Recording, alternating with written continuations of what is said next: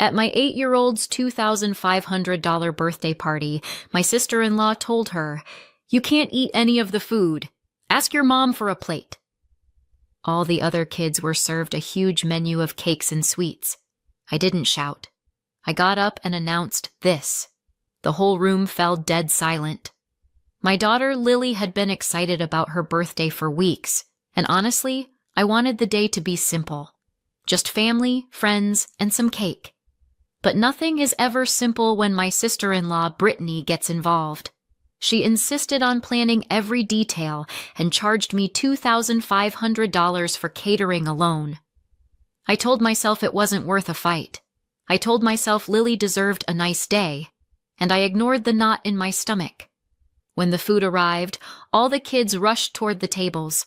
Lily ran ahead of me, smiling, pointing at everything. She loves birthdays. She loves sweets. She loves being included. Most of all, she loves feeling normal. I was walking toward her when I heard her ask, "Does this have nuts?" My whole body stopped. That one word, nuts, changed the tone of the room for me. I turned and saw her standing by the dessert table, holding a plate she hadn't filled yet, looking confused. A child next to her shrugged. Lily looked around for help. "Aunt Brittany," she said, "can I have this one?" Brittany didn't even turn around. She was standing behind the table, moving plates around like she was arranging a display at a store. "Can I have this?" Lily tried again. Without looking up, Brittany said loud and clear, "You can't eat any of the food. Ask your mom for a plate." Lily froze. Just froze. A few kids around her stared too. One already had chocolate on his face. Lily looked at their plates, then at her empty one, then at me. "Mom?" she asked softly. "Did you bring my plate?" Not crying, not whining, just confused and embarrassed. I walked straight over. "What plate?" Lily pointed back at Brittany. "She said I can't eat anything and that you were supposed to bring my food." I looked at Brittany. "Why would you tell her that?" She finally turned around and sighed like I was the problem. "Jessica, she has a nut allergy. I assumed you brought her a safe meal." "You assumed?" "Well, yes," she said, folding her arms. "It's not fair for every other child to miss out because of one allergy, so of course I let them have the good stuff. You should have brought her plate. That's your job." Behind me, kids were already biting into things covered in chopped nuts. Lily watched them quietly, trying not to look disappointed. Paige, her older sister, slipped an arm around her, protective and tense. "Show me the menu," I said. Brittany rolled her eyes. "Jessica, don't be dramatic." But she handed me the catering sheet anyway. I scanned it. Every dessert had nuts, almonds, pistachios, hazelnuts, cashews. It didn't matter what I looked at. Everything had some type of nut. Even the fruit bowls had nut toppings. Safe options existed. She simply didn't order any. Lily's eyes moved from treat to treat, watching other children enjoy everything she couldn't touch. She looked down at her empty hands. The hurt on her face was quiet, but sharp enough to split me open. Behind me, Brittany kept talking. "You always make things bigger than they are. She can just eat later. She doesn't need to make this about her." Then her mother, Sherry, chimed in. "It's not dangerous if she doesn't eat it, Jessica." And her father, Richard, added, "You're ruining the party. Brittany worked very hard on this." I didn't raise my voice. I didn't let myself crack. But inside, something cold settled into place. I stepped onto a chair. "Everyone," I said. The word carried through the room like someone hit a switch. Conversation stopped. Kids froze. Adults looked up. "The food Brittany ordered is not safe for Lily." Silence spread like a wave. "So, we're removing all of it." A few kids gasped. One set his plate down slowly. Lily looked up at me with wide eyes. "I'll be ordering safe food now," I continued. It'll take a little time, so the children can go outside to play while we wait. A parent whispered, "All of it?" "Yes," I said. "All of it." I looked right at Brittany. She looked stunned, then offended, then furious. "If anyone disagrees," I added calmly, "you are free to take your plate and step outside. But this food cannot stay in here with my daughter. No yelling, no theatrics, just a simple fact." My husband Michael moved beside me then, quietly but firmly standing with me. He didn't say a word, but the look on his face was new, a line drawn finally. For a full 5 seconds, no one breathed. Not really. It was a silence with weight. Sherry's mouth hung open like she was trying to speak and couldn't find the words. Richard looked like someone had unplugged him. And Brittany? She stood there gripping the edge of the table, staring at me like she didn't recognize who I was, as if she couldn't believe I was choosing my daughter over her. But Lily? She looked at me like the world had tilted back into place. That silence told me everything. They knew exactly what Brittany had done, and they knew this wasn't over. If you've ever ignored your own instincts because you didn't want to cause drama, let me tell you a secret I learned the hard way. Drama is coming anyway. It just arrives later, louder, and usually when there's cake nearby. I didn't always understand how Brittany became the center of Michael's family universe. I didn't grow up with her, so I didn't witness the early years of her reign. I only got the highlights after I married into the family, usually through uncomfortable dinners where my in-laws would retell old stories with the same proud tone people normally use for surgeons or war heroes. Apparently, Brittany learned to walk early, talk early, dance early, charm teachers early, and ruin lives professionally by the age of 32. Michael existed somewhere around the edges of the family photo album, smiling politely with the body language of someone who'd accepted second place long ago. He tried to warn me early in our relationship. "She's intense," Michael said once, after Brittany hijacked our anniversary dinner by announcing she was writing a book on elevated event styling and insisting we brainstorm chapter titles between courses. "Intense?" I asked. "Like a personal trainer?" "Intense like a small tornado," he said. "But she means well." Right. By the time we had Paige and Lily, now 11 and 8, I'd collected plenty of field data. When I say Brittany was the favorite, I don't mean by an inch. I mean by a full marathon. Every conversation with Sherry and Richard began with Brittany, circled around Brittany, and ended with Brittany's children, Haley and Carter, who apparently could do no wrong. Meanwhile, Paige and Lily were the nice girls, which in their vocabulary meant, don't ask for anything. Family gatherings had a pattern. Haley and Carter were given first pick of everything: gifts, treats, games, attention. While my girls were gently told, let them go first, they're younger. Even if technically they weren't younger, or smaller, or being reasonable human beings. Once, Paige tried to show Richard a drawing she spent hours on. He glanced at it for half a second, said, "That's nice," and then turned to watch Haley demonstrate her special dance, which was just her waving her arms like a damp towel. He applauded like she'd cured a disease. Michael always tensed up during these moments. He'd stay quiet, stiff, like he was watching an old wound reopen. Later, alone in the car, he'd say things like, "They mean well," or "It's not worth the fight," or "I don't want to upset them." He'd learned to shrink himself to avoid conflict. I didn't know yet how deep that training ran. Then came college. Or, more accurately, Brittany's college. When Michael turned 18, Sherry and Richard told him they couldn't afford to help him with tuition. He got a job. He applied for scholarships. He took loans. He made it work because he always made things work. But when Brittany graduated high school 4 years later, there was suddenly money. Plenty of it. "We want her to focus on her studies," they said. "She has so much potential." Michael didn't say a word. Not one. He just sat there with his jaw tight while they explained that it would mean a lot if he could contribute too. And of course he did. Because that's who he was. Because he felt guilty saying no. Because that family trained him to feel responsible for Brittany's comfort.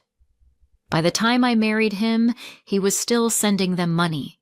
Quietly. Regular amounts. Sherry called it helping the family.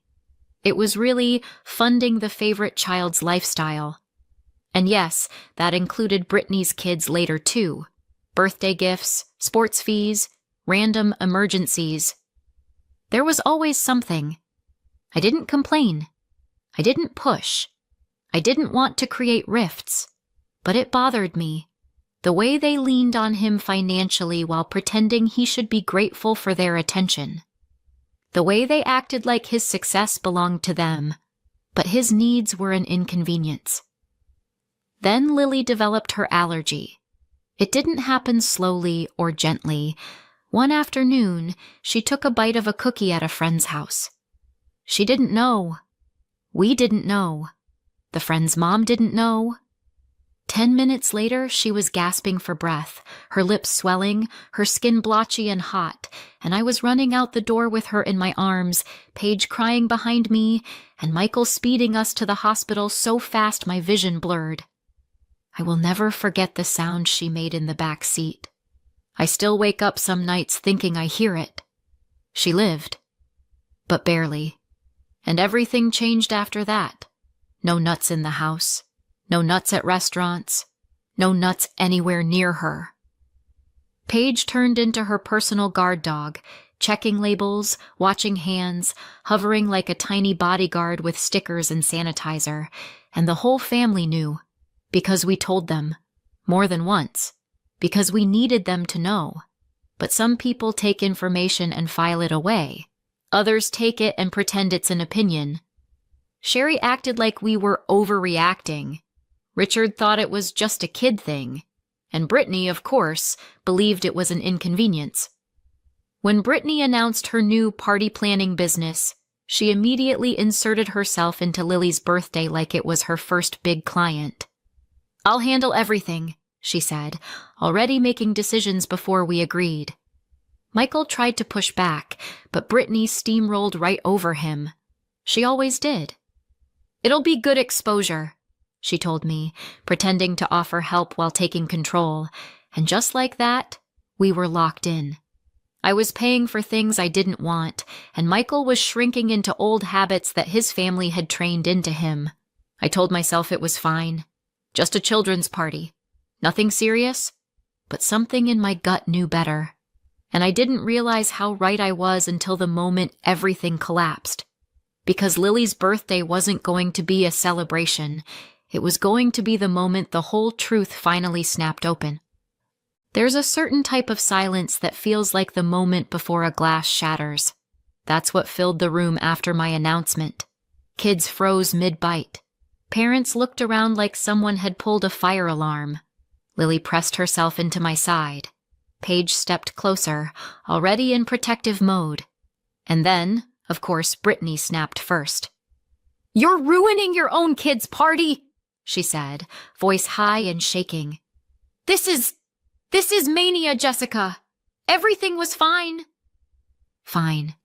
Sure, if you ignored the nuts covering half the room." She kept talking, waving her arms like a malfunctioning windmill. "You can't expect nobody to eat something just because she can't. She doesn't have to eat it. You never told me to order anything special. I just assumed. We can order something for her. We don't need to take everything away." Her words came out in frantic bursts, like she was trying to grab control back with sheer volume. Before I replied, Sherry moved in, dragging Richard with her like backup singers in a bad musical.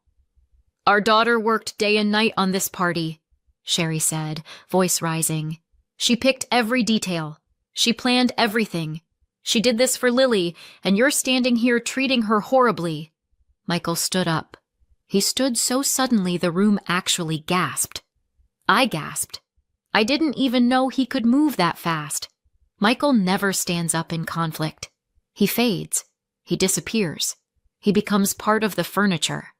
But now he was standing between me and his family, shoulders squared, jaw set, looking like someone I didn't recognize. And then he said the words no one expected. "You need to leave." Just like that. No build-up, no emotion, just a clean, sharp command that sliced right through the room. "What?" Sherry whispered. Michael didn't blink. "All three of you, leave."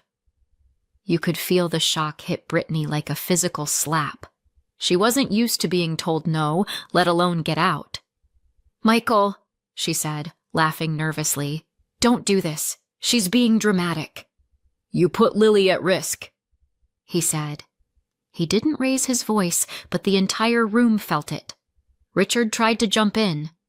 "Nobody put her at risk. She could have died," Michael said, louder now. "And you're defending it." That shut Richard up. Completely. Sherry's eyes went wide. "We didn't do anything wrong."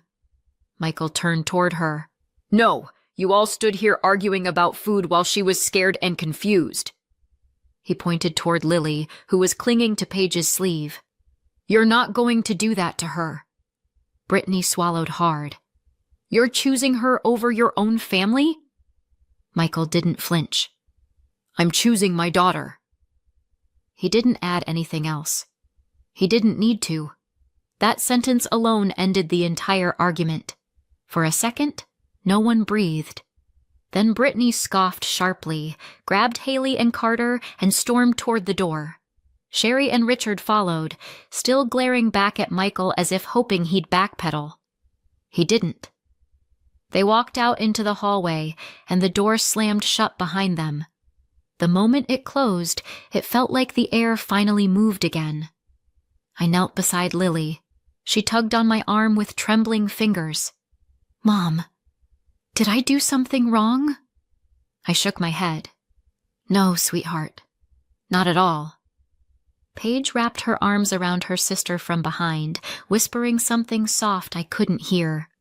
Across the room, one of the parents, the kind, quiet type, stood up and said, "Kids, who wants to play outside for a bit?" And just like that, the frozen moment cracked. They scattered toward the yard, relieved to escape the tension. I ordered the replacement food as soon as the kids were outside. It took a while to arrive, long enough for us to breathe, but not long enough for anyone to leave. People helped set it out without being asked.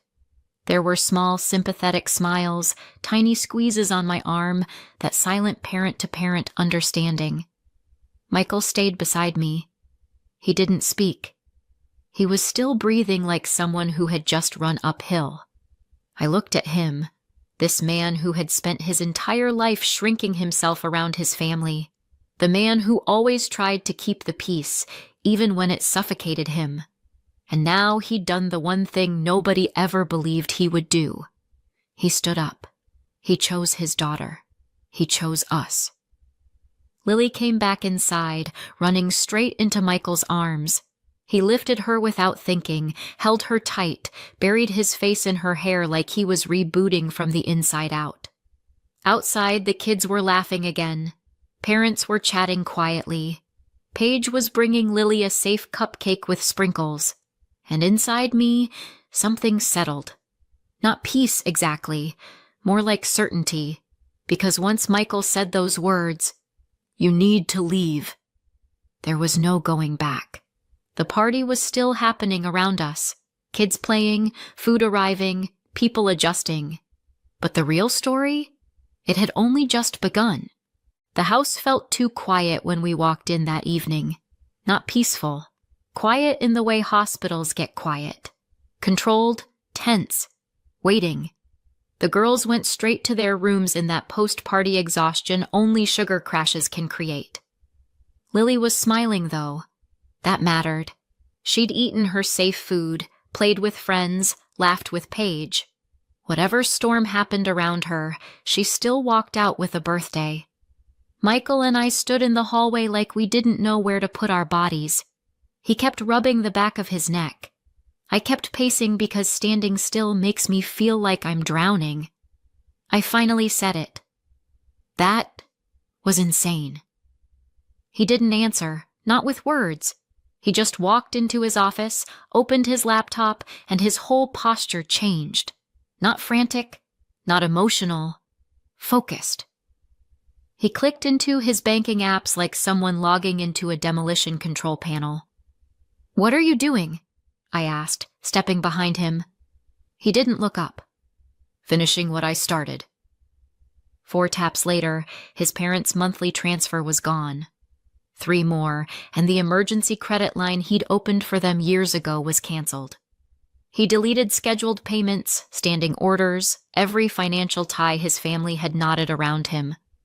It all happened in under 2 minutes. No hesitation, no regret, no dramatic declarations. Just click, click, click. Centuries of family obligation erased. Watching him do it was like watching someone finally cut a rope from around their own throat. And then, in the middle of the silence, he said, "I'm done." 2 words. Quiet. Final. Terrifying in their certainty, before I could respond, he picked up his phone, typed one single message in the family group chat, and hit send. "Paige and Lily will not be attending any future events. We're protecting our daughters. Please don't contact us again." That was it. No explanation. No apology. No invitation for debate. Michael, professional peacekeeper, just nuked the bridge in one line. I sat down at the edge of the couch, watching him like he had grown new bones. He didn't sit with me. Didn't need to.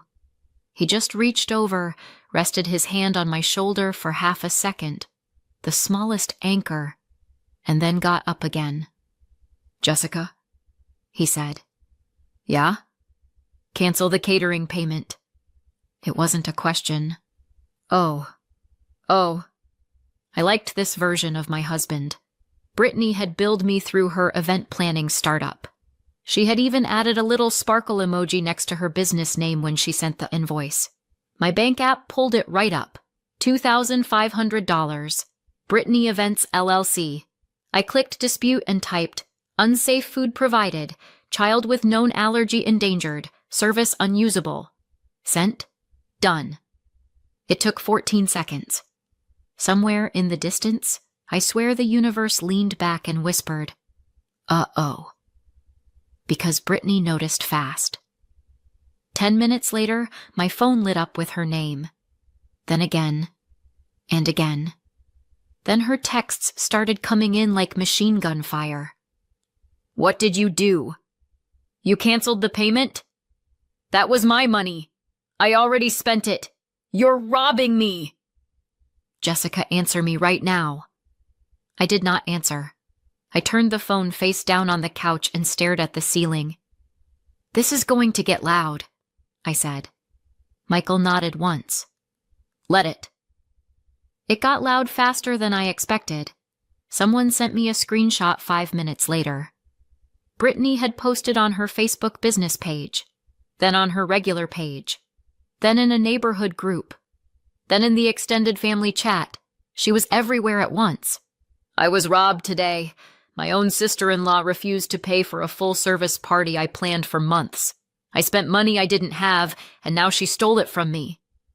The comments were rolling in. Some were supportive, because there is always at least one person dumb enough to swallow anything with a sob story attached. But then the real comments started. "Wait, weren't you the one who served unsafe food to a child? If you can't follow an allergy list, maybe this business isn't for you. She was right to cancel. Honestly, you should be paying them. Why did you serve nuts at a party with kids?" One woman even wrote, "Your services are dangerous. Shut this down before someone gets hurt." And then someone else wrote, "Never hiring you. Ever." Brittany's replies were unhinged. "It wasn't my fault. She should have brought a plate. She's teaching her kid to be selfish. None of that food was for her. I did nothing wrong."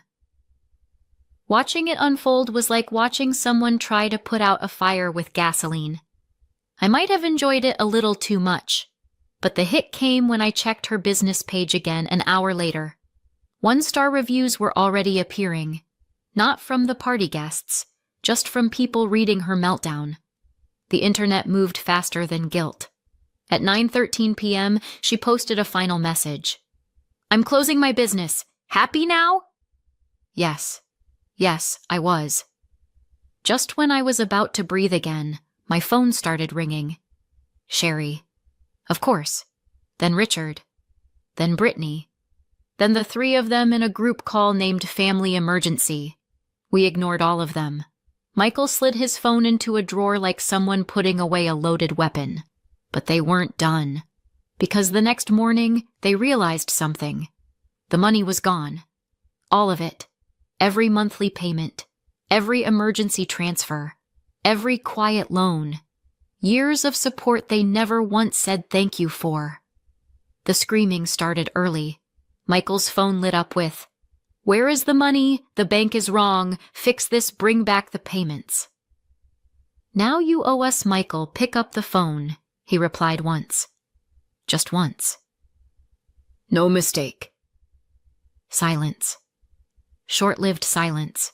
Because at 11:47 a.m., our doorbell rang. I opened the door slowly. There they were. Sherry, Richard, and Brittany, looking like someone had shoved her into a blender and hit pulse. Sherry started before I even said hello. "You will fix this." Richard. "We relied on that support." Brittany. "I spent that money. Do you know what you did to me?" Michael stepped beside me, and for the second time in 24 hours, he shocked them speechless. "We're done," he said. "No," Sherry snapped.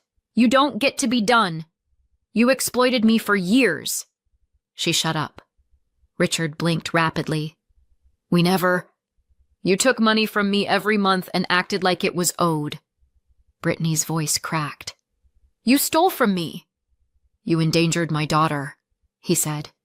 "Then you defended it." They all stopped talking. He kept going. "You lied about Jessica. You attacked her. You humiliated her. You tried to blame her for protecting Lily." Sherry swallowed hard. "Michael?" "You're not safe for my kids," he said, "and I will not let you near them again."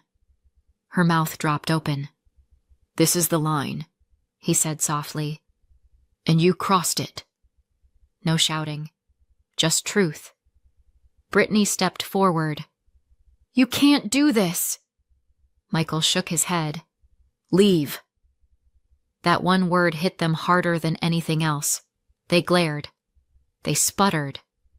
But they left. The door shut behind them with a final, echoing click. Michael leaned against the wall for a moment, palms pressed to it like he needed to steady the world. I walked to him, put a hand on his back. "We're free," I said. He exhaled, long, shaking, like he'd been holding that breath for a lifetime. And as I stared at the closed door, at the silence filling our home, at the space where their voices no longer lived, I realized something. They didn't just lose access to us. They lost control. They lost their power. And they lost the one person who had always said yes to them. Michael finally said no. And this time, it meant forever. So, what do you think? Did we go too far? Or not far enough? Let me know in the comments and subscribe for more.